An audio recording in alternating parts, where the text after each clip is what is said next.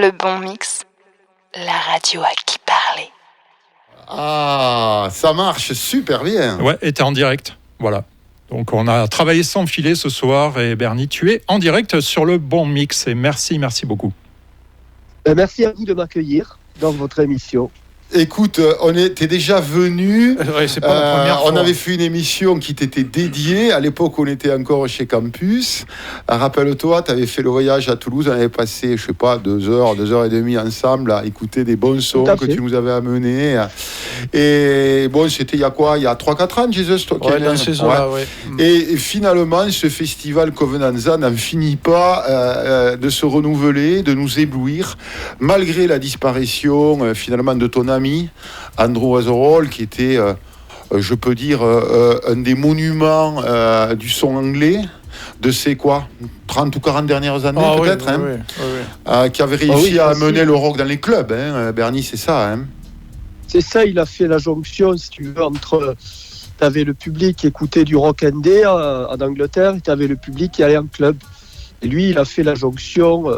quand il a produit notamment l'album de Primal Scream, Screamadelica, qui a fait la jonction, et après il n'y a plus de frontières, où il y a les gens qui écoutent que du rock, ou les gens qui écoutent que la musique de club, quoi. Voilà. Donc c'est vrai qu'il a son importance dans le développement de la musique de club, et dans le fait d'avoir abrogé ces frontières. Il avait aussi quand même une ouverture d'esprit peu commune, parce que j'ai quand même moi des sons ou des mix où il joue de la dub techno, où c'était un fanat de reggae, je pense, et de musique de la Jamaïque, et ça se retrouvait aussi. Je pense qu'il a beaucoup joué avec les effets. Il a amené cette espèce de façon de travailler les effets qu'ont les Jamaïcains chez Tuff Gong et tout ça, où ils ont compris que les échos, les réverbes et tout ce genre de machines étaient capables réellement d'être des instruments. Donc ça a été un producteur de génie aussi, Bernie. Tout à fait, c'est ce que tu dis est tout à fait juste, parce que c'était une de ses inspirations principales. Et tous les gens que tu as cités, c'était un grand fan de King Tubby, de Lee Perry, de tous ces gens-là, évidemment. Ouais. Mais il avait aussi un grand amour pour un producteur anglais qui s'appelle Adrian Sherwood. Et oui, Adrian Sherwood. Magnifique. Oui. Magnifique. Voilà, producteur du label On New Sound. Yes. Et qui connaissaient, ils avaient sympathisé. Après, ils étaient devenus amis, de fans. Il était passé à ami avec Adrian. Et donc, le dub a toujours occupé son espace de création, si tu veux. Et ce que tu dis est très vrai, c'est-à-dire que quand on écoutait bien ces morceaux, il y avait toujours une application de la reverb, de l'écho, etc., qui était très étudiée. C'était un peu sa marque de fabrique. Exactement.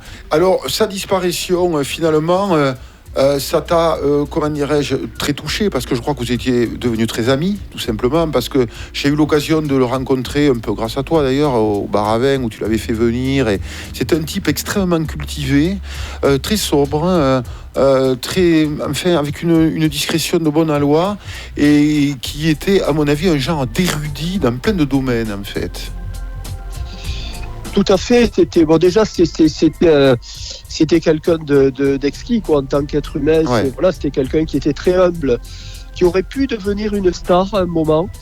Au début des années 90, toutes les portes se sont ouvertes pour qu'il devienne ce qu'on appelle maintenant les DJ stars, etc., ou les producteurs. Il y a beaucoup de grands noms de la pop qui l'ont sollicité pour se faire produire, etc. Il a dit non à tout cela. Et il est reparti complètement dans l'underground en tapant sur un son électro. Quand je dis électro, je spécifie bien, c'est l'électro de Detroit des origines, bien sûr. Terme générique. Ce que les gens de notre génération comprennent comme électro. Voilà. Et donc il est parti sur des sons très durs. Je pense que tu l'avais vu à Sonar à cette occasion quand il jouait des sets électro assez percutants. Je l'ai vu avec Radioactive Man aussi, quand ils avaient leur projet Toulon Swordsman, que j'ai adoré, mais adoré, quoi. Voilà. Et toute cette époque-là, il a refusé, si tu veux, le vedettariat, tout ce qui allait avec. Il m'avait dit, moi j'ai vu le showbiz, j'ai vu les gens qu'il y avait, j'ai vu comment ça se passait. Il m'a dit, tu sais quoi, ça m'intéresse pas. Voilà. Et donc voilà comment ça s'est... il a pris sa carrière en main, si tu veux, et après il a eu une démarche totalement indé toute sa vie, en créant lui-même ses labels. Il a créé beaucoup de labels. Ouais. Et voilà, en produisant son histoire, si tu veux. Et voilà, lui, ce qu'il voulait, comme il me disait, c'est avoir assez d'argent pour acheter tous les livres que je veux lire, tous les disques que je veux écouter. Voilà. Ouais, Et, pour résumer, un intellectuel, quoi. C'est un peu ce qui avait ressorti de la rencontre que j'avais eue avec lui. Et alors, tu as continué donc ce festival, malgré le fait que il nous ait quittés. Et alors, c'est quelle édition là? On en est sur 10 ans. 10 ans, c'est l'anniversaire là cette année. Là, c'est la 10e. On a commencé en 2013, voilà, donc on a commencé il y a 10 ans pile cette année. D'accord. Et alors, c'est quoi là le pitch musical? C'est donc, tu peux donner la date exacte? Je crois que c'est le dernier week-end de septembre, hein, c'est ça, hein, comme voilà, tous les ans. c'est vendredi 29, samedi 30. D'accord. Et généralement, on adosse 2 soirées, le jeudi qui précède et le dimanche qui suit, avec l'an dernier c'était carte blanche à David Holmes, tu vois, il y a toujours des grosses soirées qui sont souvent gratuites et avec des DJ de renom.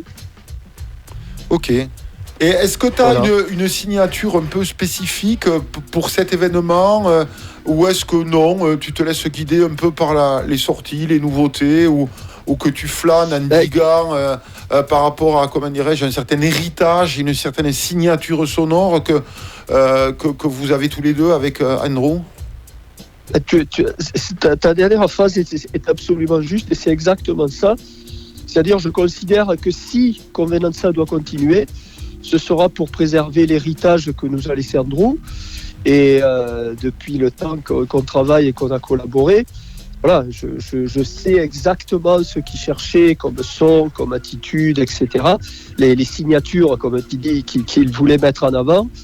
Et donc voilà, et on restera là-dessus parce que sinon ça n'a plus aucun intérêt. Si tu veux, c'est plus le festival Andrew and the Rolls. Si on sortait ou si on donnait carte blanche à quelqu'un, tu vois, qui serait curator pour une année, puis un autre une autre, au bout d'un moment, il n'y aurait plus de cohérence. Je comprends. Alors, je sais, Bernie, qu'il a mis depuis quelques années Shane Johnson sur les rails. Est-ce que, d'après toi, il est capable de continuer le travail qu'a fait Andrew Weatherall? Oui, parce que Sean a beaucoup appris. Moi, je l'ai connu quand il a repris. Parce qu'en fait, Sean était du début de l'aventure des années 90, ce que peu de gens savent. Avec le label Sabres of Paradise, et donc il était déjà producteur. Mais c'était pas Silicon Soul?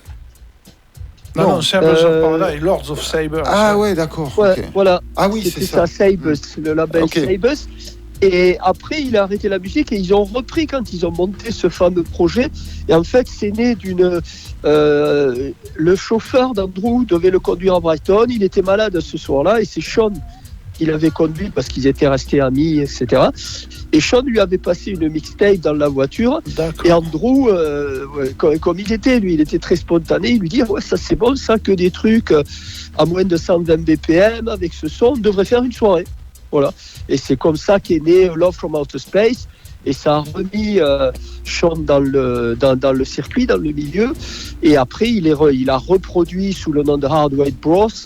Et là, maintenant, il devient un producteur émérite qui est très demandé pour les remixes. D'accord. Et surtout, il a la lourde tâche de continuer l'aventure Love from Outer Space, qui était au départ un duo avec Andrew. Oui, c'est ce son qu'on a caractérisé, enfin par eux-mêmes d'ailleurs, comme Cosmic Disco.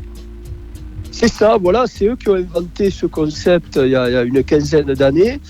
Et au moment où tout le monde accélérait les tempos, évidemment, Andrew a dit, nous, on va les ralentir. Voilà. Et en s'inspirant du New Beat belge, des débuts de la génie, house, avec coup de génie. Et tout le monde s'y met. Hein. Tout le monde ralentit. Voilà. Tout le monde, non, mais donc, voilà, Andrew, c'était comme ça. C'était quelqu'un qui percevait, qui avait le sens du gimmick, qui percevait les choses très, très, très vite, qui allait très vite. Et donc, et voilà. Et donc, il avait monté cette aventure. Mais comme toujours avec Andrew, c'était surtout l'histoire d'une grande amitié avec Sean. Voilà. D'accord. Souvent, avec Andrew, c'est des histoires d'amitié. C'est une grande amitié avec toi aussi, hein? Tout à fait. On est devenus très amis. D'ailleurs, j'allais le voir pour préparer le festival chaque hiver à Londres, là, passer une dizaine de jours ensemble. Et c'est vrai qu'on était devenus très amis et que le fait qu'il me fasse confiance comme il me faisait confiance dénotait une certaine humilité, tu vois, parce que après, on connaît d'autres grands producteurs et tout ça qui sont plus qui laissent pas une part de lumière à qui que ce soit, qui prennent c'est tout. Sûr. Et, Alors, pour recentrer juste sur le Covenanza, c'est quoi ? C'est une comment dirais-je ? C'est significatif dans la religion cathare, qui est les origines un peu de notre belle région occitane. Au départ, c'est ça, c'est-à-dire qu'Andrew, j'ai proposé le projet Andrew, je crois que c'était en 2010 ou quelque chose comme ça. Et il m'a dit, ouais, bon, le festival, non, ça fait trop, machin, comme il était, quoi. Et après, il m'a rappelé, il m'a dit, si on le fait d'une belle façon et tout ça, ok, on y va, donc on y est allé. Et après, il s'est passionné par le lieu. Tu sais qu'il était venu, je l'avais invité plusieurs fois à Carcassonne. Au Baravin, mais c'est là que je l'ai rencontré, bien sûr. Voilà, donc il s'était passionné pour l'histoire. Il avait lu, et comme il faisait 3-4 bouquins sur l'aventure Qatar, etc. Ouais. Et donc le Convenanza, si tu veux, c'est la convenance que faisaient les croyants avec un parfait pour dire j'adhère à la foi. Oui, un genre de baptême spontané et réfléchi et décidé, quoi. Voilà, mais spontané, c'est le mot. De conversion, quoi. Voilà, c'était pas le vrai baptême. Le vrai baptême, c'était le consolamentum. D'accord. Mais ce baptême-là, spontané, comme tu le dis si bien, c'était une façon, s'il arrivait malheur ou dans une bataille et tout ça à un croyant, le parfait pouvait le consoler parce qu'il avait fait le convenance, la convenance. D'accord, ok. C'est voilà. Fou, quand même. Mais c'était il avait une librairie à Londres. J'y suis allé 3 ou 4 fois. J'avais été surpris d'ailleurs de le voir derrière le comptoir et tous ces livres sur des châteaux forts, des trucs du Moyen-Âge. Je me dis, mais où je suis ? Et j'y étais allé en fait pour l'arrière-boutique parce que dans l'arrière-boutique, il y avait des vinyles, mais alors une collection que j'aurais voulu tout acheter, mais bon, à des prix 50 livres, 60 livres, 100 livres, 150 livres. Il avait des perles qu'il vendait. Ouais, des objets rares. Oh, des objets rares. Donc, je l'ai vu plusieurs fois dans sa librairie. C'était assez exceptionnel. Bon, est-ce que ce festival est comme d'habitude sold out, mon cher Bernie ? Pas encore. Alors, très bien. Alors, il reste des places. Tous les gens qui nous écoutent... vous engage réellement. Alors, c'est la rave de Game of Thrones en plus. Vous arrivez dans cette cité absolument magique et vous allez à l'intérieur du château Comtal, donc qui est un château fort à l'intérieur de la cité. Et là, il y a tout. Des bars à vin avec des corbières, des minervois exceptionnels que Bernie se fait un plaisir de vous sélectionner parce que non seulement c'est un très bon sélecta en musique, mais c'est un très bon sélecta aussi en liquide de notre belle région. C'est pas vrai, Bernie ? Il faut, si tu veux, il faut qu'il y ait une adéquation. Comme tu le sais, tu es venu plusieurs fois, tu sais que 95% de la clientèle vient du monde entier. Il n'y a pas beaucoup de Français. C'est vrai. Enfin, non, on y sera par contre. Malheureusement. Ouais, c'est tant fou. mieux. Mais donc, il faut que le tout soit adéquat. Si tu es dans un lieu aussi majestueux, c'est vrai qu'on fait une sélection. C'est extraordinaire. Attends, c'est respectueux. C'est un festival où tu n'as pas l'impression, à notre âge, de te prendre chez des jeunes. Ouais, il n'y a pas que des ados. Il n'y a pas que des ados. Tu y manges très très bien. Oui. Le cadre est magnifique et la musique est fabuleuse. Qu'est-ce que tu veux de plus ? S'il y a un seul festival à faire, c'est celui-là. Honnêtement. En tout cas, dans la région, c'est un festival unique surtout. C'est un festival qui est différent, qui est très convivial et qui est, à mon avis, si, chers auditeurs, vous êtes derrière vos enceintes pour nous écouter, on vous en remercie. Par contre, vraiment, vous allez vous sentir super bien. Ouais. Voilà. C'est quelque chose de très bienveillant, où les gens communiquent, discutent, sans agressivité, avec une grande ouverture d'esprit, ultra varié en termes de musique. On juge personne. Et comme disait Jesus, on y voit des bons coups, on y mange très bien.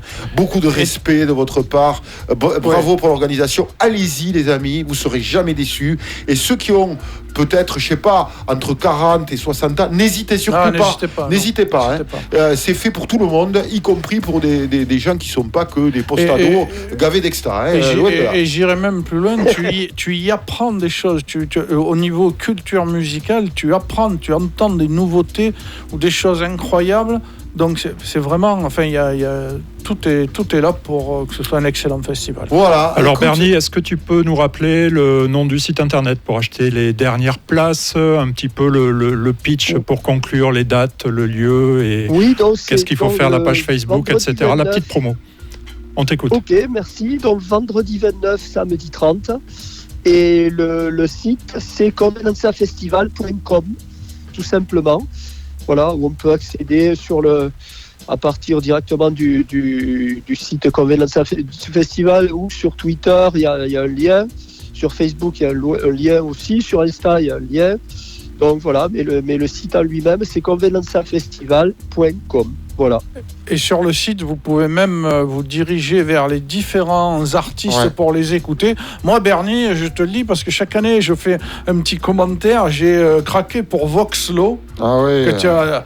en live, ça doit être quelque chose. Tu les as déjà fait venir, Ils étaient déjà passés il y a quelques années et ils avaient tout cassé absolument. Les Anglais étaient devenus fous. Et là, ils reviennent parce qu'ils sortent leur nouvel album au mois de septembre. Donc, sur un nouveau label, ils ont signé sur Boardbard Records, le label parisien. D'accord. Et ils sortent leur nouvel album que j'ai écouté en avant-première et qui est excellent. Mais sur scène, c'est très, très, très, très fort. Oui, j'ai vu leur live. Et puis bon, dans quel endroit vous pouvez assister à un set DJ de David Holmes, de Ivan Smag, enfin bref, j'ai pas besoin le retour d'Ivan Smag. J'ai pas besoin de vous en dire plus, quoi. Non, c'est un festival vraiment à marquer, je dirais, sur votre calendrier, qu'il soit digital ou papier. N'hésitez pas, et vous serez toujours très bien reçus, et vous y boirez de bons coups, et vous pouvez pas même passer le week-end dans cette magnifique ville de Carcassonne. Évidemment, super structure hôtelière aussi. Enfin, il y a tout ce qu'il faut. Ok, c'est super ça. Merci Bernie. Très content. Écoute, on sera là.